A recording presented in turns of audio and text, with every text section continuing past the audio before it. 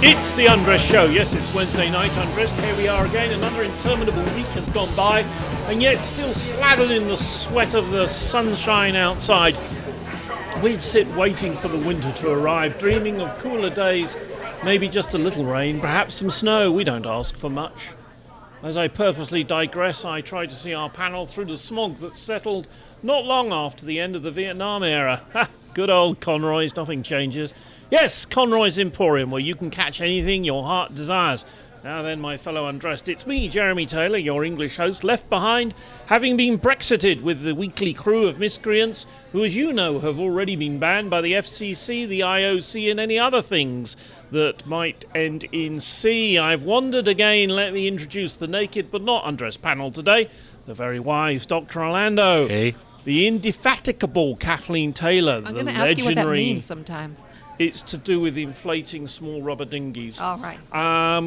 Yes, what else? The legendary Tyler Durden, who doesn't like being interrupted. JT, what's good?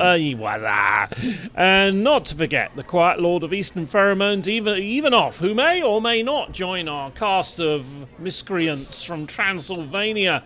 He probably simply hasn't woken up yet, or maybe he hasn't got enough blood. Enough of that. We need to get on with the show, and again, many thanks to the now thousands of pornsters that continue to hit the Undressed website in the vain hope of being entertained by the Podsters. Podsters, not pornsters. That's a completely different audience. You said pornsters? Podsters. Well, he's going to go home now. Yeah. I wouldn't mind having some porn stars in my audience. That's true. I'm not going to say no to that. Agree. Yeah, that might not be so bad. All right, there are people in the audience who Should we ask for volunteers to fulfill that fantasy? Take their clothes off. All right, in the vain hope of being entertained by the audible entertainment that we provide every week. Here we go then. Now, we like to play this game. It's called What If We Are Wrong About? And we decided that there was a major issue with, in fact, our dinner here that we have, and that is that some people persist in ordering hard-boiled eggs. And I would like to ask Lewis and Kathleen to make the case for what if we're wrong about hard-boiled eggs. And I'd ask Lewis to go first. Well, I'll go first, but I first have to figure out exactly what we're wrong about with hard-boiled eggs. Because if loving hard-boiled eggs is wrong, I don't want to be right. Yeah, what do we actually believe about hard-boiled eggs that well, might I mean, be you wrong? appreciate all the things that are wrong with them. No. I mean, leaving aside that they make you fart, they give you heartburn, they're bad for your heart. I mean, they give you heartburn and they're bad for your heart. Let's start there. And then cholesterol. All right, all right. There's the white stuff, the yellow stuff. You can't put them on a stick. Whoa. Suppose that Lewis is wrong about hard-boiled eggs because he loves them, right? And suppose that they are actually weapons of mass destruction. They have a couple of compounds in them. Choline, spelled CH something or other. And they have sulfur. Choline. I cannot believe you went there. Yeah. That was fantastic. That just made my day. Oh, God. I cannot tell you how much I thank you for that. Keep continuing. You are the man. Oh, yeah. Okay. All right. Right. Weapons of mass destruction. Right. Suppose that these compounds in them, when combined with certain things in the body, create hugely smelly farts, right? And this is actually a nefarious plot to wipe out civilization as we know it via eating of hard-boiled eggs and the noxious gases that result. Maybe that's it. I agree. I think that that's possible. I'm going to expand on that just a little bit. I'm going to present the idea that not only does it create a noxious gas with the hope of killing off humans, I think that it is possible that eggs are the next evolutionary step for humans. I believe that eggs are reprogramming our physiology so that we can be freed of our physical body. You see, we eat the eggs, we fart, We disgust ourselves. We can't get laid. Human beings We will die out. Human beings stop dying off. The only people that will exist afterwards are the people that have figured out how to either procreate or live forever. And so And chickens. and chickens. It might be a plot by chickens, you know. I'm really starting to like this. Have you been eating hard-boiled eggs coated with acid or something? Is there another way to eat hard-boiled eggs? Well, You're if right. you coat- How could I be wrong? Yes. Well, it might be a plot by chickens simply to cut down the number of their progeny that get boiled and eaten.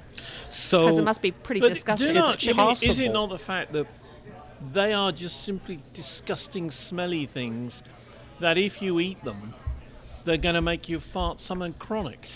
I would like to point out to anybody that's listening that we are getting scolded on what is good or bad eating by someone that has grown up eating British cuisine. We're going to have to debate next week on what if we're wrong about kippers. You know kippers, right? Smoked only heard of them. herring.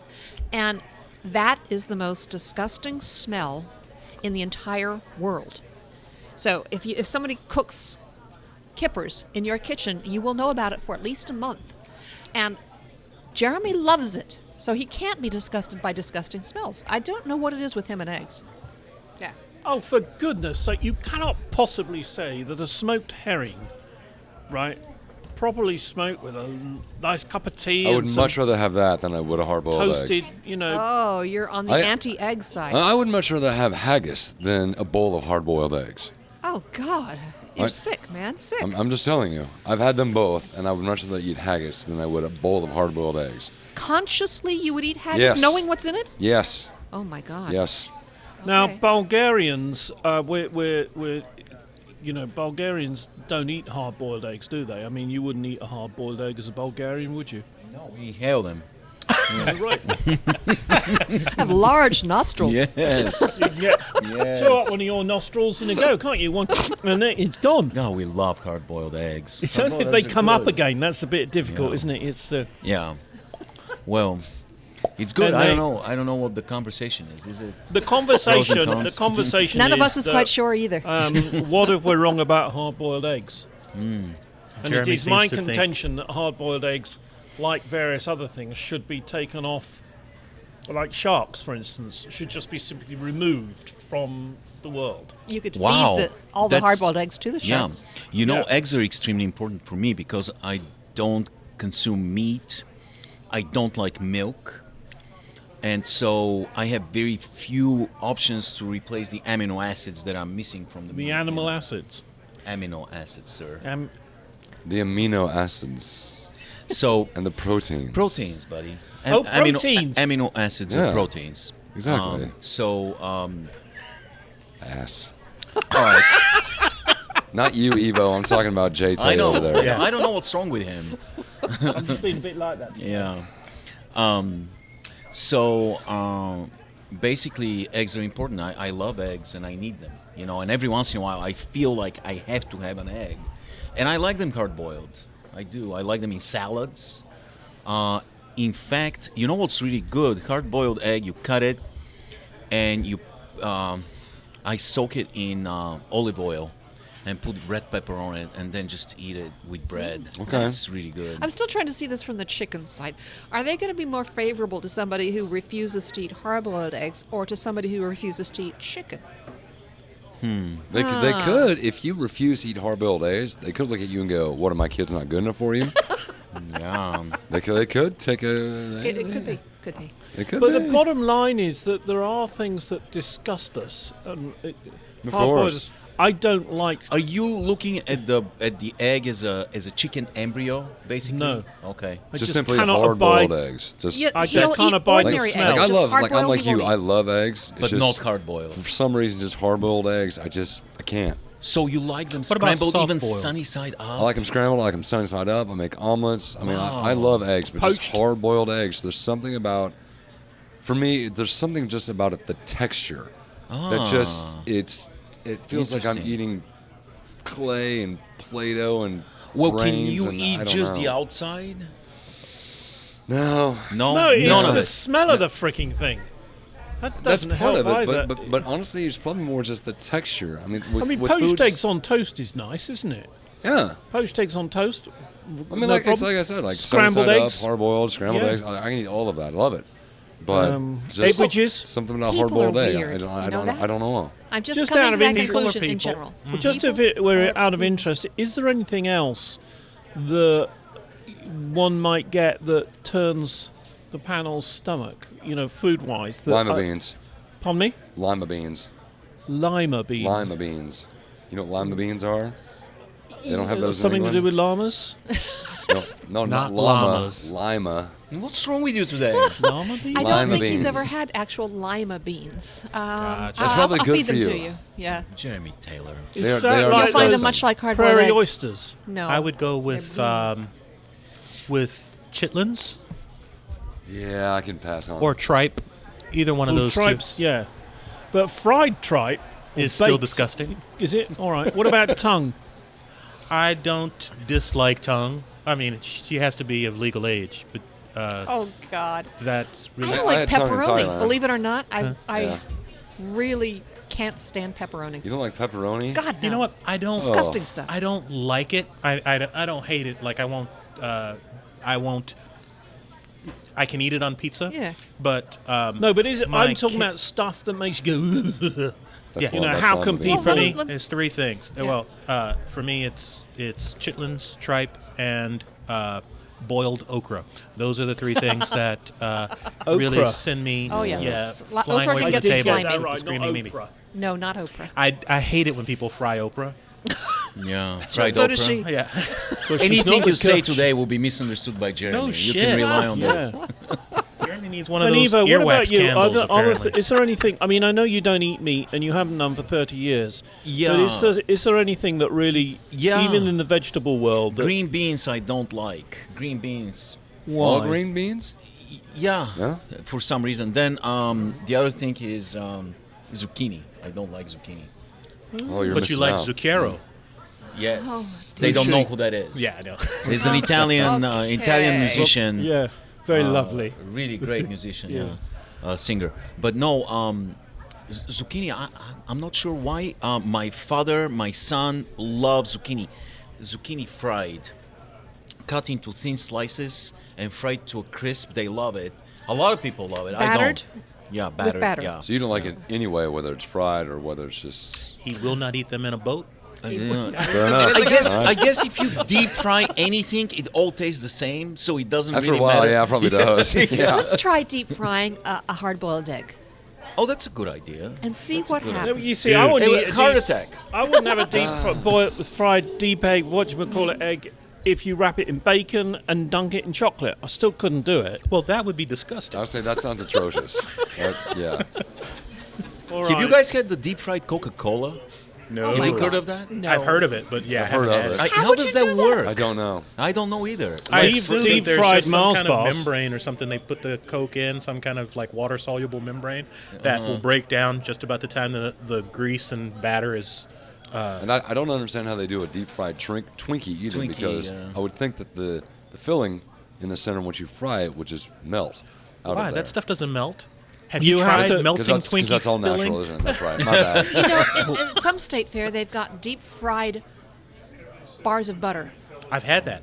Deep I fried- was deep in fried Wisconsin what? for a What year. about- Butter. Yeah. Deep Yeah, fried butter. you can yeah. do Sticks you of can butter. dunk really? Mars bars in batter and then do them, and if you get the temperature exactly right and the batter exactly right, the Mars bar stays as a Mars bar, and it's a deep fried Mars bar. I'd like to move on. Yes, please. Please. So to something more serious. Okay. All right. I'd like to move on. Should the government enforce a national holiday? Should the governments respect and impose some form of retail, no work, and educational time restrictions at the time of traditions like Christmas or the Muslim celebration of Eid or non-religious national holidays such as Thanksgiving? As it seems to me that those traditions and holidays are becoming engulfed in PC-ness and retail practicality, i.e. if you work for a big store, you're going to be expected to be there at 6 o'clock on Christmas Day to open the store. I'm wondering, enough. I see where you're coming from, because essentially, as you said, if you work in retail, that's probably one of the worst days of the year for you because you're going to have to go to work at 2 in the morning and not get off until probably midnight the next day. And if you're just someone who doesn't do that, you don't sit there and really think about going for the holiday. You just think, hey, I get another day off of work. And then you bring up the whole idea of how holidays have turned into a capitalist free Orgy, for all. yeah. And there's just sales and it's Someone just say a orgy? bang. I just found out, by the way, guys, that the Thursday before Black Friday is called Thanksgiving. Did you know that? This is shocking. Is that right? Yeah. I gotta write that down. Get The- out of here. immediately It never before Black is. Friday, there's a Thursday called Thanksgiving. How about instead of setting down the law that you can't work on so and so, how about putting in some wage controls so that if you have to work on national holidays, you get paid double time? No, I just not sure I wondered. like either one of my these proposal ideas. before two other people aren't. Let me say, what I'm saying is, there shall be no retail on certain days of Why? the year. Again, I'm not sure I like either of Ooh, I these like that ideas. idea. That's I how it is in absolutely- Europe. Yeah. I do like that idea. Yeah, stores are closed. Certain countries, no fuel, no stores. Probably the now. closest thing we have here is Christmas. Christmas is probably the one Comes day of the year close. where pretty much everything is closed except for maybe Yeah. a gas station, maybe. Yeah, gas stations are always open, and Walgreens is always open. Why don't Chinese you like those ideas, Louis? Chinese And restaurants. Chinese restaurants. Yeah. Yes. And Jewish delis. Because we have a notion of free market. We Is that we the have notion enough of a recession? problem with getting people to honor the laws and regulations around stock trading during the proper hours. How the hell would you regulate something like this in America? We could possibly have the law passed only to have people completely ignore it. Well, yeah. How could you possibly justify telling a deli, a Jewish deli, that they have to close on Christmas Day? What? Why? Because it's a national holiday. But it's a great They don't have to close on every Christmas, every No, it's a national national holiday. holiday. Honest, but it is a great opportunity because That's the there are only times one where of the national holidays they would enforce that on. well, there are people who they don't want to sit there and cook. They don't want to cook a whole huge meal for the family. If they can go out to a deli or they can go to a Chinese restaurant or they can go somewhere on that day and actually get served food, they would much rather do that than have to slave over a stove and for 8 hours a day trying to bake pie and turkey and Does stuffing. that and- mean we can find a Chinese restaurant that's open on Christmas Day? Well, we have a Yeah, it's my house. like you guys said, we have a $5 a plate. capitalist-based society. We've got a society that's based on a company being able to provide for consumers' wants. Consumers want stores to be open the day of Thanksgiving, the day of Christmas.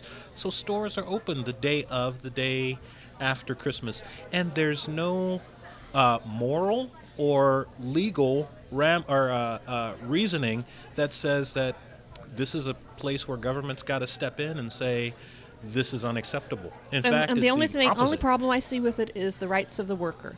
If a worker figures that they really want to have this Christmas or whatever off because of some religious observance, they should not be forced to do it. Agreed. Required Yeah, to do I it. would- I would And the agree with people that. who do choose to do it should be compensated appropriately. No, I think you guys are right, but I kind of understand where Jeremy's coming from. He's trying to say that we are becoming really obsessed with the material side of things Yeah. Very much and so. are unable to slow down and appreciate other things, like, a couple of days completely off work.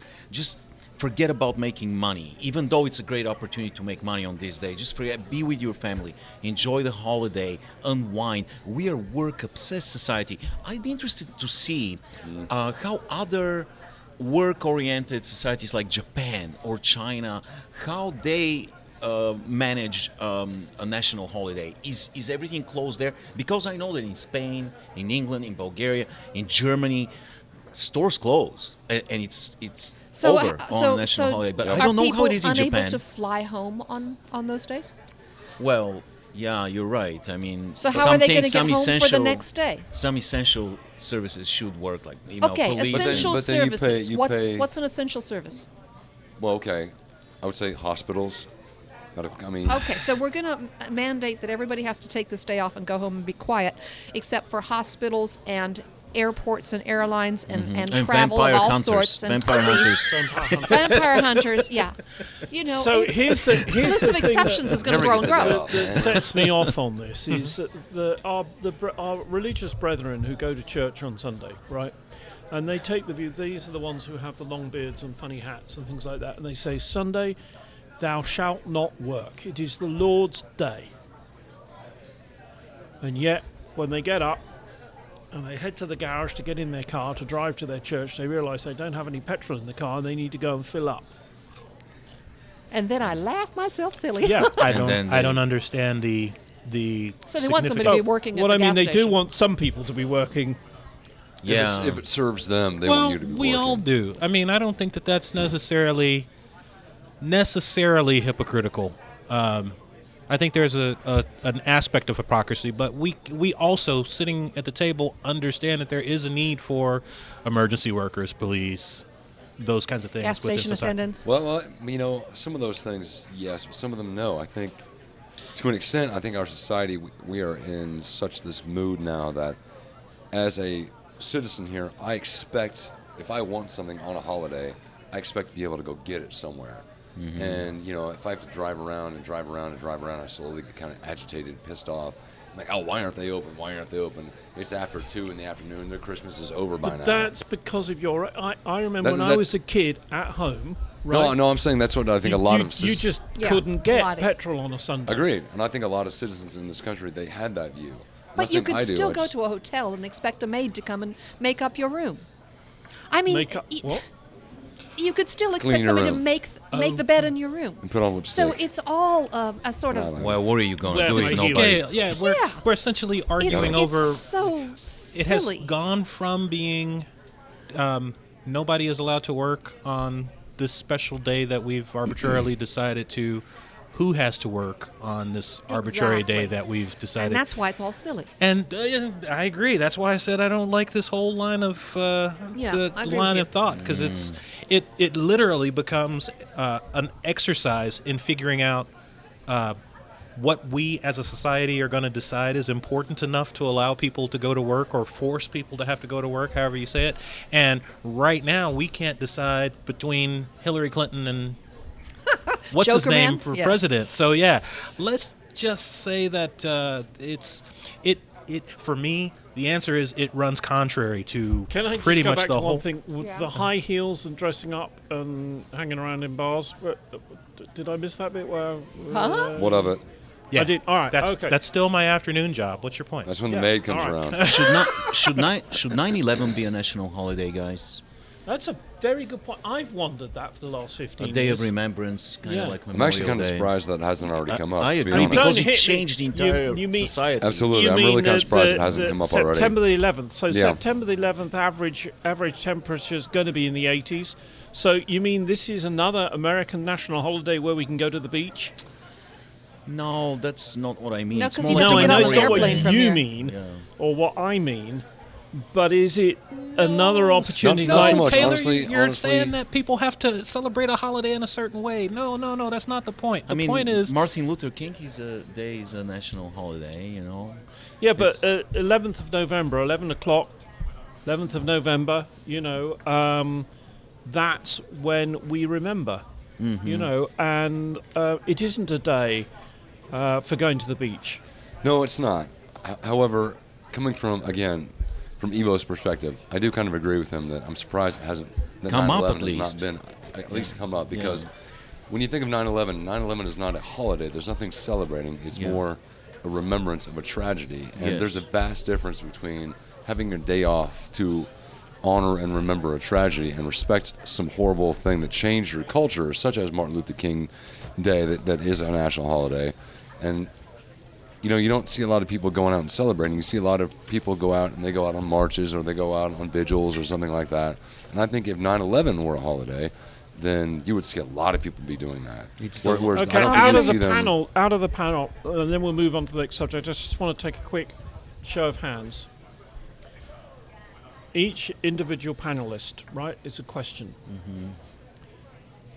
do you know anyone who has been killed as opposed to who has died?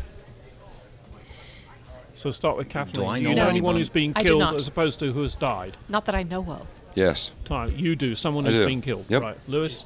Yes. Evo? Yeah, I think so, yeah. By the way, before we continue, I'm sorry to interrupt, but congratulations on acquiring Zika and Ebola at the same time. What Jeremy was doing about 30 seconds ago, you guys didn't notice, he was picking up salt grains with his finger from the table Yes. and then licking Stop his that. finger. Here. It's Conroy's. It I is know the something place I is have clean. never Wow. seen done at Conroy's Pub. This is beyond. This is like Zika an and Ebola. amazing stunt. The Sorry. greatest gifts to Scrabble Yeah. players ever. Sorry, but yes, I know somebody that I knew somebody that had been killed. Right. Ah. And so, Remembrance Days, it seems to me, are to remember the people who have been killed, as opposed to people who have simply died naturally. You know, whether it was in the forces or, you know, in a True. terrorist attack or Okay, something what's like that that. got to do with Well, I'm 9/11? just thinking we should take these holidays more seriously. See, that's where I start to have a problem. If you're talking about a Remembrance Day, and you talk about somebody that has said specifically, "I want to be remembered by a party," how is it possible that you or anyone else can tell me how I'm going to hold my Remembrance Day and do what makes the Remembrance Day important for me and my family? Well, it's just you being psychological, isn't it? That's right. It's one of your ologies, isn't it? It's urology there. Well, I think that 9/11 being a holiday would be terribly difficult to say, because a lot of people would consider the day that America decided to go to war in Iraq to be more of a tragedy. Oh, snap. Oh, no, she didn't. Oh, no, she didn't. Politicology. No, okay. So I think that it actually makes a ton of sense to have 9/11 be a holiday. I think it actually makes more sense than some of the holidays that we currently celebrate. Yeah. Again, my only beef with the conversation is one of the things that we don't do as a country is tell people how to remember, how to celebrate, how to worship. Those are things that our government expressly forbids. Maybe. Well, we kind of expressly forbid that because there's this idea and this obsession with freedom, and so you're free to express your celebration however you choose, even though maybe it may not be in the greatest taste and may not be in the most popular way. But again, you are free to express in any way, shape, or form, and that's one of our basic rights. I I agree. think I have to say, as a child, I can remember on Sundays we had Remembrance Sunday. It was a Sunday. And so very often we would be driving, usually to the pub or something like that, or to my father's office to check. But he would pull over at 11 o'clock. The car would pull over. He would stop. And so would other cars on the road would pull over. Yeah, they really do market. And in the I UK. remember him saying to me once, you know, when I was your age, she said a lot, the trains stopped. And interestingly now in the UK, they are adopting all the big stores, the big national stores, supermarkets, are adopting on November the 11th at 11 o'clock the tills stop for a minute. It's really interesting because you see people getting really aggravated because, you know, the tills just closed down and Tannoy says, please help our staff, you know, respect. Yeah. Evo, I wanted to Same. ask you, I can't remember the name of the things, but the boards that were all up over Bulgaria that had poems to people that had passed. What were those things called? Those are called necrologues. Necrologues, that's Yeah, it. This and- was like this fantastic thing that I discovered when we were over. Can Yeah. you talk about that Yeah, just yeah, a little bit? yeah. When somebody passes away, the people that cared for that person, they write sometimes a little poem or a remembrance, a memory, and they put the picture of that person on a piece of like a flyer, and they post those on bus stops, on the walls of on buildings, on trees, and those are called necrologues. And people read them, and a lot of times you see somebody that you knew. Also on buildings, on the entrances to apartment buildings, you know, and so. So and it brings other people into a realization of humanity all around them. And of this person's life. It usually tells you the age of that person, when he passed away, and there's like a little poem or something to remember him. And this doesn't end. We do it like sometimes 10 years later. I saw some when I was there Yeah. that were like 30 or 40 years old. Right. Like they were usually like parents. It's just like this thing, is it in the Philippines where they unbury the dead? You know, can't- No, like that's the exhume? vampire hunters we were they talking about earlier. exhume the dead and then sort of clean them up a bit and put a new suit on or dress or something like that and then put them back in the ground. Or take it to Conroy's kitchen. Yeah, Either way. no, they really do. So we have a similar tradition, by the way, on June 2nd. In Bulgaria, it's kind of a memorial day for all the people that have lost their lives for the independence of the country. And at 11 o'clock in the morning, a siren sounds in every city in the country, and everything stops. It's really haunting and kind of post-apocalyptic looking, as everybody just stops. The cars stop, the pedestrians stop, they don't move, and they just stay for about a minute while the siren sounds to remember all the fallen. It's really interesting. Everybody looks like a statue. It's it's that good. Yeah. as a act of remembering. I Yeah. think that is very, very cool.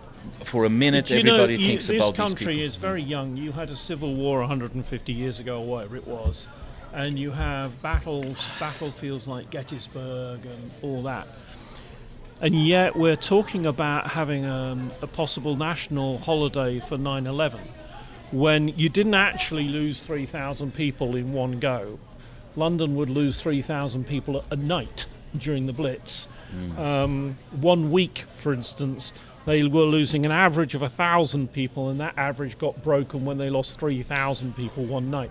So what I'm getting at competition? is, what I'm getting at is it a competition? Is it such a big deal? And when you look at how many tens of thousands dies at Gettysburg, you don't have a national holiday to remember, hang on a minute, we all decided to fight each other one day and maybe we should, get past that. I think there's a difference, though. There's something to be added to your conversation about the idea that, and you mentioned it, we are a young country. Minus Pearl Harbor, and a lot of people don't really consider Pearl Harbor being an attack on our homeland because it's out in Hawaii and it's what And happens. it's a military target. It's a military Yeah. target, but being attacked By a foreign country. being attacked on entity. 9/11 was the first time that a lot of people would agree that that's the first time our country has ever been attacked by anybody else. Mainland America. You know that mainland America has ever been just viciously attacked like that. Mainland And civilian. It- America. yeah, Yeah, civilian, and it reshaped our society, and and it it really still did. is doing it. And I think, because you bring up a good point. I think because we are so young and maybe inexperienced at episodes like that, that's what kind of makes us quick to say this is a very important deal. We need to make this a national holiday. Versus, like you were saying with London and the Blitz, it's almost you've experienced so much personal attack that the fact that we're trying to somehow take this one attack and put it upon a pedestal, you may wonder, why do you think you're so special to do that? And I think part of that is because we're such a young country and we've just never experienced anything like that. I'm not saying that it's right that we want to make it a holiday. I'm just The interesting thing is you mentioned Pearl Harbor. Less people were killed at Pearl Harbor than one of your aircraft carriers went down. yeah. It's the shock Yep. factor. It is. And I've often asked people when I've been doing lectures, what will America do when they discover that President Roosevelt knew it was going to happen? Now There's a lot of people that think that. I'm not sure that it will be the earth-shattering news that it would have been even 20 years ago. Yeah, quite. Yeah. Yeah, I'd agree with that. Let's move on. I'm particularly interested in Tyler's reaction to this. How does the weather affect your day's effectiveness? How does the weather affect your day's effectiveness? A clever new working paper by a PhD student in economics at Harvard compared the performances of New York City students on 4.6 million exams with the day's temperature. He found that students taking the New York State Regents exam on a 90-degree day have a 12% greater chance of failing than when the temperature is only 72 degrees. I would say that you were spot on, actually, with that. I'd say it's cruel to ask a student to take 4.6 million exams. Goddamn right. Fair enough. There you go. Bloody I would teachers. rather. I think they own the place. I mean, if I had my druthers, I would rather it be wintertime, snow is coming down, I've got a fire lit in my house.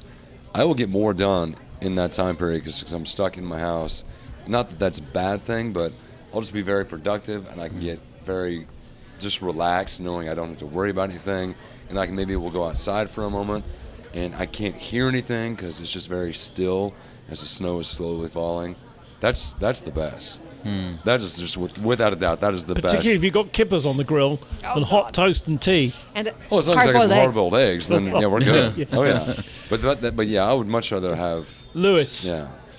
I got a thought and a question. So my Okay. question is, how would you consider altering how teachers test students with that in mind? Is there a way to actually account for the effect that weather might have in performance as a teacher? And then my thought is, or I guess maybe another question, I'm the exact opposite, and it's because of where I grew up and how I grew up. And I think that when you come from a frenetic environment, what you just described. Hang on. What's frenetic? Frenetic. What's that? Busy, What's that all busy, about? not slow. Busy. All right. Okay, so when you come Big from a word frenetic alert. environment, that idea of having to sit and perform in the absence of any other stimuli is overwhelming. But you don't have to perform. You can just sit there and take a nap. No. But what I'm saying is, for a student, as Well, a young yes. student, trying to, A, how do you adjust for weather? B, how do you adjust for the personal preferences of the students that you are testing? Well, okay. Going back to the question, one thing that I would change about the question, I wouldn't necessarily say that weather is nearly as effective as far as causing student performance as time. Because the one thing that I think is grossly inappropriate is the fact that school starts at 7 in the morning or 8 in the morning and then is let out at 3 o'clock. The amount of students who show up to school and you can just tell their brains are not working yet. That's just not how their brains develop. If school would shift from starting maybe at 9 and then going to 5, I would be all about that. In fact, I can guarantee you there would be a lot of teachers who would much rather have that existence because it would give us, just as humans, give us a chance to actually wake up, enjoy our coffee, sit down, maybe catch the news, cook Spank it in the good. morning. Of course, Yeah. that's a given. Cook a nice hearty breakfast, whatever. Kippers. Instead of having to get up and be like, oh crap, I got to go to work. I got to stop and get some coffee. I got to have some McDonald's. I got something in my belly. Kathleen. Oh, well, I would very much favor starting the schools later, but I like starting work in the morning, and that would solve that damn traffic jam in front of the school that I have to go by. Yeah. I like that idea. We're trying to find a place to park. Oh, brutal. Well, we are physiologically, we are designed by evolution to perform optimally at weather that's in the 70s. As you know, we metabolize the way our bodies work. We metabolize, and this produces a lot of heat. We metabolize food. Let's say you consume about 1,800 kilocalories, which is about the average a day. Half of it is dedicated to producing heat inside your body. So we basically have to thermoregulate, and our enzymes function perfectly well when it's 72 degrees outside. So we have to redirect faculties if the weather is either too hot or too cold, and redirecting your body faculties takes away from your brain function. So obviously, you have optimal temperature for performing optimally. Now, are you talking about weather in general and having 72 degrees in the room, and you're talking about it's climate in the room outside? that might be different. I mean, So if in the one's room is different, it's assuming obvious that the room that- can yeah. be made to be an even temperature. Okay. But there's And you're talking about the climate outside. But the lots of the world where you can have that. Yeah. If it's 95 degrees outside, it's 95 degrees in your room. yeah. Hold on, By the way- I want to defer actually the topic to Jeremy. Jeremy, wasn't the notion behind the study that different weather patterns outside affected the... Yeah, well, they're making it very clear that the students, as Ivo points out, operate better at 70 degrees something than 90 degrees. But is it outside or inside? I have no idea. Okay, But I'm never also mind. interested in the they did an analysis a couple of years ago where high school students were not required to be at school till 10 o'clock in the morning. And of course they discovered that exam rates, pass rates went up, truancy went down dramatically in one school to 0, right? And everybody said it was brilliant. Yeah. And then they stopped doing And then it. they stopped stopped doing doing it because they Yeah. couldn't afford the buses, because they needed 2 sets of buses. Right. Yeah, Right? Either of the two extremes will affect performance. And you guys, do you remember the prisoner's dilemma, the famous experiment? And part of this experiment was that, Is that ratting out your friends? one side of the group Yeah. was holding a warm, something warm in their hands, like a Oh, cup really? of tea, or Not the Yeah. philosophical Yeah. idea, the prisoner's dilemma, the prisoner's experiment. Oh, okay. Yeah, and those guys were more cooperative than the ones that were being called. So that's an interesting point. But it is Okay. obvious that one extreme or the other affects your performance. Now, I know from physiology that extreme hot weather, people tend to slow down activity, physical activity. That is true. Extreme cold, they tend to increase physical activity. By the way, guys, have you thought about this, that no great minds come from really tropical weather? Like, what? I mean, if Franz Kafka was living in Hawaii, do you think he would have written The Castle? He'd be think- playing ukulele and drinking daiquiris for the rest of his life. Gauguin went to the tropics to go paint. I mean, he made some masterpieces over there. Gauguin You can did. He's go the to one. the tropics. He's the one. You just No, no, can't be no, he raised in went- the tropics. Oh, I see. You can't be raised there. It was all naked women that he Oh, painted. that Poor is- guy. We have because- two I know, more, incredibly racist, subjects I which guess. we need to Yeah. get through Stop. tonight. I would like to ask the panel. The next one is, in the light of what's been happening over the last few days when this is being recorded, what does the panel feel that a presidential candidate should be required to release about their private lives, medical, financial, relationships, loves, and so on? So, for example, what would happen if a presidential candidate was in a not very good marriage and all of a sudden discovers, well, I'm now a presidential candidate? What happens? I think, I read this earlier when you sent this to me, and honestly, as a citizen, I'm not required to divulge any of that information when I vote. And I'm voting for a president because I want to know how they feel and what their political position is and what their political history is. The one thing I think they should all be forced to divulge is, throughout their political careers, how have they voted on every single issue that they voted on? I'm And if talking they from the don't have lowest a level political career? to the highest level. Now, I like that. if you're Trump, then I want to know how have you voted on every political Business, race that yeah. you have You actually don't want voted. to know what business interests might Influence. influence him? Honestly, no. I mean, because honestly, as a private citizen, I wouldn't want someone to know those kind of things about me. You wouldn't want to know whether he's been bought and paid for by Russia, for example. Lewis, do you care whether Bill Clinton had a blowjob or not? No. Just, again, I want to know that she was of legal age and if she's available. Right. Yeah. Kathleen, same Now, question. my mom's not really available anymore. Whether Same question. Do somebody you had- care as a voter whether or not Bill Clinton, as president, got No. a blowjob in Don't give a hoot. Not at all. Right. No, I expect Nixon did. I expect most presidents have taken advantage of that. I Exactly. really don't give a hoot. Exactly. And there have been, throughout history, there have been Yeah. affairs. So what about their medical situation? No. What should they declare? Was FDR any less of a president when he had polio? No? Presidents get coddled. They get the best possible care. They will be kept alive as long as possible. I mean, it's not a big deal. Yeah, I mean, and Bill Clinton, you know what? Gary Hart was a charismatic, handsome, incredible, up and coming politician. Was I can't wait to see where we go with this.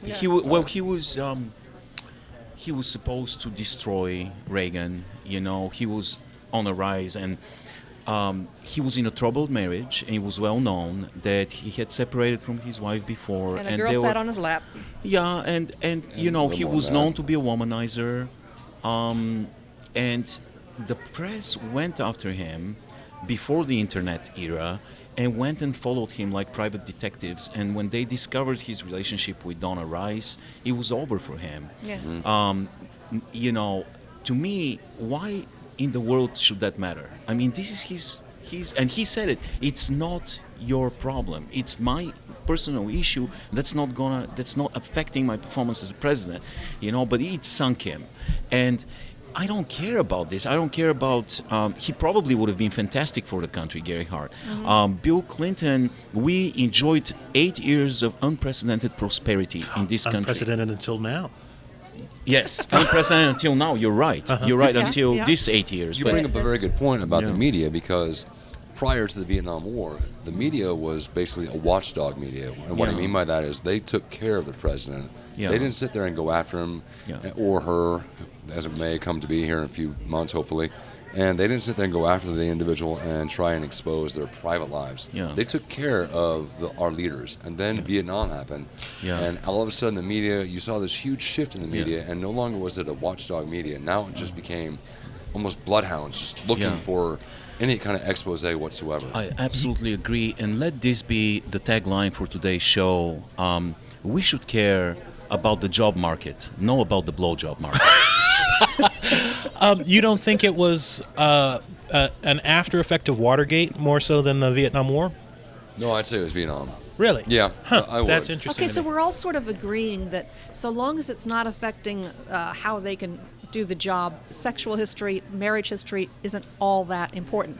But Almost what unimportant. about the possibility of influence by people who you owe, say, $650 million, countries that you owe $650 million to? Exactly. I think that is only as important as banks that you may owe $600 million to. I think there's always going to be business interests that may run parallel or even counter to the job of being a Well, country what about if country it's leader. discovered that you have been lying about what you have been doing? Presidents have been doing that for a long No, time. I mean completely and totally making stuff up. Again, Yeah. not a. Long time. Before we move on to the next subject, we have one more. I'd like to point this out. It's an interesting little factoid. That as a retired president, you are entitled to the CIA briefings, presidential CIA briefings. In fact, Bush Senior was the first person to take advantage of that. The CIA do know what Trump's financial situation is. They know what his taxes are. They know everything there is to know about the guy. If you're an ex-president and you have a wife, then there's a fair chance that she knows what you know. I leave you with that thought. Moving on, the last subject today, money no object, excluding water, tea and coffee. What is the favourite tipple of each individual panellist, and perhaps a story to support that? You're not allowed to talk about water, tea or coffee. What is the favourite tipple, it's an English phrase, of the individual panellist, and a story to substantiate that choice? In my case, for instance, is ginger beer. Love ginger beer. Drank too much cider when I was 16. Made myself Means hard thoroughly cider. ill. Hard cider, you call it. I didn't drink beer until I was probably 20 because I just couldn't deal with it. And so I drank ginger beer, which you can buy in big, 1 litre, 1.5 litre things And in isn't England. any good unless you add spiced rum to it, by the way. Well, that I learnt when I came to the Americas. Nice. So for me, it's ginger beer. I used to drink ginger beer because I drank too much hard cider one day when I was 16, because you can buy it in England. So let's start with Lewis. So wait, What's before your you start, is Tippo non-alcoholic No, or tipple includes is your alcoholic favourite- as yeah, well? What's your favourite drink? Alcoholic you can have or whatever, non-alcoholic? whatever either you one. like, Okay. but you're just not allowed to have. Okay. It's not water, tea or coffee. Okay, Lou. Or milk. I'm gonna say it's probably a tie between hard cider and just plain apple juice. I like apples. End of story. And why? Interesting. Because it tastes good. No, when did you discover it? Or When did I discover the Yeah. hard cider? It was 1998 in Lawrence, Kansas. I went out with a couple of geologists from the Kansas Geological Survey, where I happened to be a student technician, worked on the computers there. A lot of porn movies start like that. A couple of porn movies started the exact same way. And I went out with a couple of the instructors, professors, and geologists that work at the survey, and we started with beers, and somebody ordered a pitcher of hard cider, and I had some and said, "What's this?" But doesn't And it taste just like apples that have gone off? a little bit, with a little bit of a Okay. kick and a little bit of different spicing or what have you. Tyler, what's yours? Oh, I know Did he what just his interrupt? is. Did he No, just he did. end my He story? did. Yeah, I before- did. Yeah, Yeah. no, This is finish. because I'm black, isn't it? Oh, Well, there is man. Pulling out the race card. Oh, All right. dear, God damn it. I know So- what Tyler's is. Tyler, It's what- hard-boiled eggnog. Yeah. You know what? You know what? You know what? You're gonna love I this. think your hat should turn around for that. Hang on, I'm not messing with you. It is eggnog. Oh my!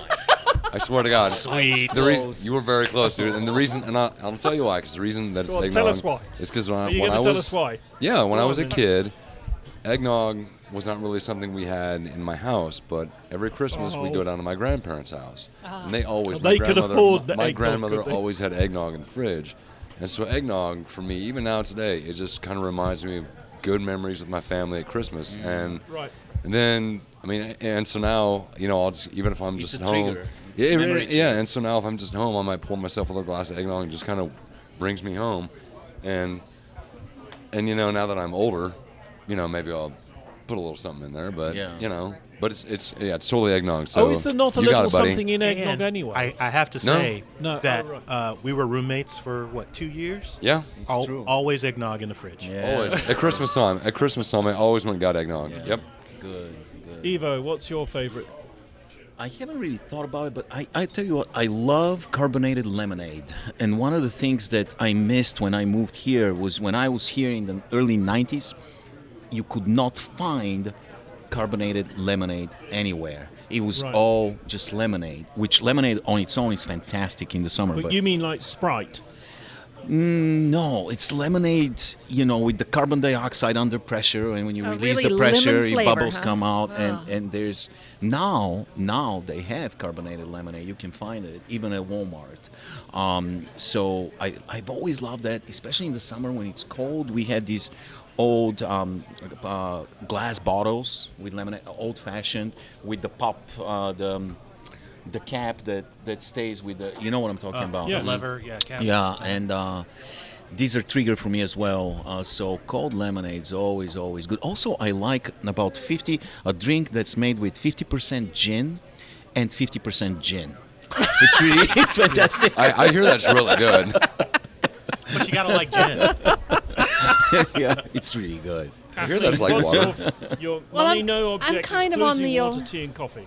I'm kind of on the Christmas kick too. I really like a hot chocolate with a peppermint schnapps stuck in it. It's nice. Hot Very chocolate nice. with peppermint schnapps. Yeah, very Okay, now comforting. we tend to try and bring our engineers in this. Eric, the Viking. Eric the Awful. What? Eric the Awful. Da, da, da, da, da, da. Eric. So, what's your favourite tipple, Eric? I think just an icy glass bottle of soda. Soda, Yeah, cola. or over ice. Regular Coca-Cola? Like Pepsi or Dr. Pepper. I mean, just soda. so Oh, not really? Coca-Cola. You don't Pepsi. care if Correct. it's. So you're going to Wow, be picky. That's rare. Yeah, you but like Pepsi yeah. better than Coke? Goddamn Yes, communist. Can you tell the Wow. difference? I think so. I definitely can. So I would not doubt it. And it seems that if you're a Pepsi drinker, you don't drink Coke, and if you're a Coke drinker, you don't drink Pepsi. Yep. Question: does anybody like Fanta here? Yeah. You know Fanta? Fanta's okay. Yep. Do you know I Fanta? can drink it till it comes out of my ears, but it's really bad for Orange you. Fanta Yeah. with vanilla ice cream You, on it. It's you lovely. know how Fanta was invented? Yeah. It was invented in Germany. The Nazis invented it. Okay, I don't like it anymore. In 1943, the Nazis, the Coca-Cola was popular in Germany, but during the Second World War, we stopped delivering the ingredients to Germany, of course. Ah. So they had to come up with a replacement. So they invented Fanta, and they consumed Fanta in just industrial amounts. So that's how Fanta came to be. I got a slightly even more Detailed. interesting. No. You're 100% right. There is a genetic predisposition for African Americans specifically to taste the bitter part of cocoa, which is why black people, as a whole, drink less cola than other sodas. That's why, there's a stereotype about blacks drinking like Orange Crush or strawberry sodas. It's because there's a gene that allows us to taste something that most of the people at this table will not taste. Well, I'm with you. I'm not that fond of did not know colas. I that. prefer Yeah. the flavors. it's interesting to, Yeah. to learn that because we're predominantly white, and so when Predominantly, you're 100% white. Predominantly white. By the way, guys, before we close this down, I gotta say that Frenetic Blowjob's a great name for a rock band. Heavy metal rock band. Yay! Yes. Right. So on. we turn at this stage, as we always do, to the good doctor, to Dr. Orlando, for the word. Dr. Orlando. Brothers and sisters, I now have the word displayed on the giant 55-inch television in Conroy's Bar and Grill. Today's word is zugvang. Zugvang, yes. You made that up. I did not. Is The that something possibilities. belonging to Zugs? Yes. Okay. The possibility is number one, zugzwang, the state of denying that you are in love. Number two, the state of being forced to make a bad move. Or number three, the state of Florida. Yeah, I'm going to say 2. Yeah, I'm going to say 2 as well. I'm going with 1. I'm going with 3. Me. It is the state of being forced to make a bad move. It is a German. I think I've heard it in That just chess. swears. That sounds like a curse word. whenever Like you're to forced thank do our something you producer want and to. editor, Yes. Eric Holcomb, engineer Neil Rasmussen, who's not here at the moment, Tom Conroy, of course, for letting us do this every week. Do come and try his steak fries, and for running probably the coolest pub in the region. From me, your Brexited host, Jeremy Taylor, thanks for joining in, and don't forget to check in to our shows live on KLWN 1320, particularly on Fridays and Saturdays when they are particularly excellent at 9 a.m. Central, or go to the site Wednesday Night Undressed. Jeremy. Hey, Jeremy, Nicholas.